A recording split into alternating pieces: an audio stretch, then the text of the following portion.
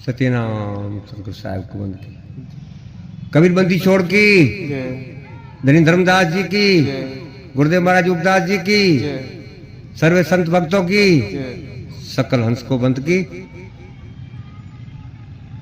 सभी जीवात्माओं से निवेदन है कि सत्संग को जितना हो सके शेयर करें, लाइक करें, सब्सक्राइब करें। ये सत्संग अनुराग सागर से है और आज का विषय है, आधारण है उख।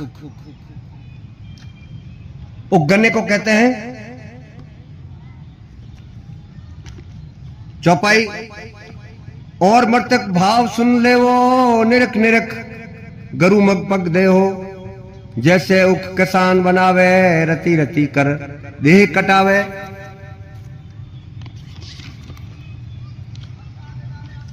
सदगुरु कबीर साहब जी धनी धर्मदास जी से कहते हैं, और मर्तक भाव को ध्यान पूर्वक सुन ले वो, ये मर्तक भाव अति दुखदाई है, इस पर सोच विचार के चलना है। जो सच्चे सदगुरु ने अपने शिष्य को ज्ञान मार्ग का अनुभव कराया है, उस पर मजबूती से चलना है, यानी सूरवीर की भांति।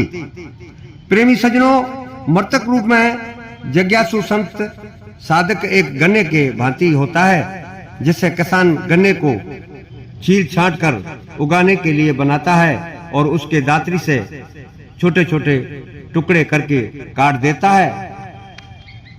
वैसे ही मर्तक भाव साधु को भी तैयार रहना चाहिए अपनी परीक्षा के लिए और सेवा गुरु आज्ञा के लिए, तभी दुष्ट जीवों के लिए सुखदायी होता है।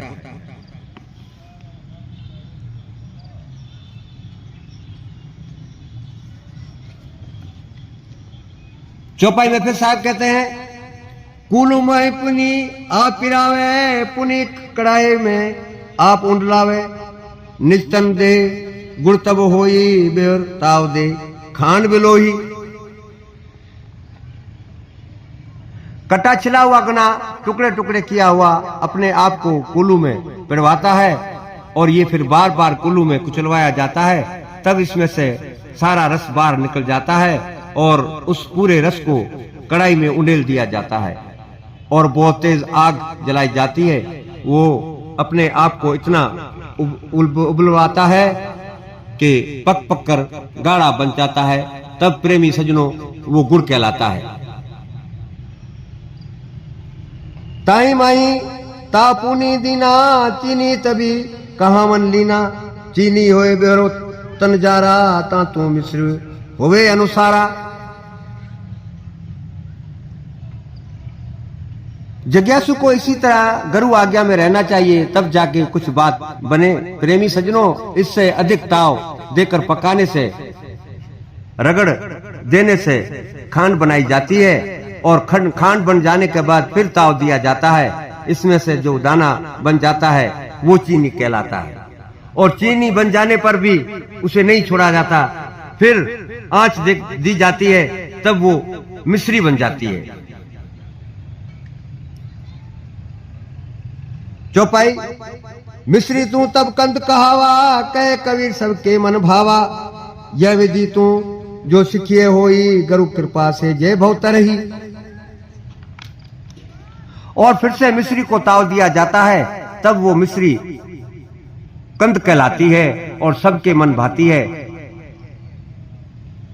उसको कोजा मिश्री भी कहते हैं। प्रेमी सज्जनों, साहिब जी कहते हैं, इस भांति जैसे गन्ने ने जीते जी मर्तिक भाव लिया, ऐसे जो शिष्य गुरु आज्ञा में रहकर दुख सुख को एक समान जानता हुआ और गुरु आज्ञा में रहता है, वो साधक अवश्य गुरु कृपा से सेज ही भवसागर से तर जाता है, उसके सब दुख कट जाते हैं। इस भवसागर में भी इंसान गन्ने की भांति दुखों से जूझता है। अगर गुरु कृपा से गुरु आज्ञा ज्ञान को दृढ़ता से धारण करता है, वो इस लोक और सत्य लोक में परम सुख को पाता है। छंद में कवि साहब जी कहते हैं, मर्तिक भाव होए कंठन धर्मनी, ले हो बिरला सूर हो, कायर सुन तो ही तन मन देहे, पाहे न चित्वित कूर हो। ऐसे ऐसे सीखिए आप समारे, ताव से गुरु ज्ञान को ले है भेदी, भेद निश्चय जाए दीप अमान को। बंदी छोड़ कबीर साहब धर्मदास जी से कहते हैं, मृतक भाव जीवन बहुत ही कठिन है। कोई सूरा संत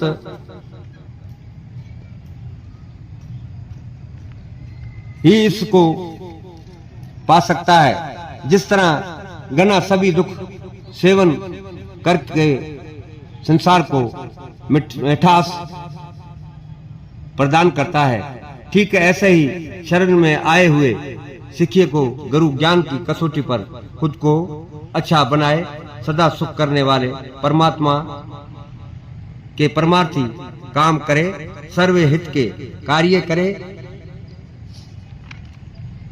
वो ही साधक गुरु के ज्ञान के भेद को जानने वाला निश्चय सत्य लोक यानी के अमान दीप जाता है।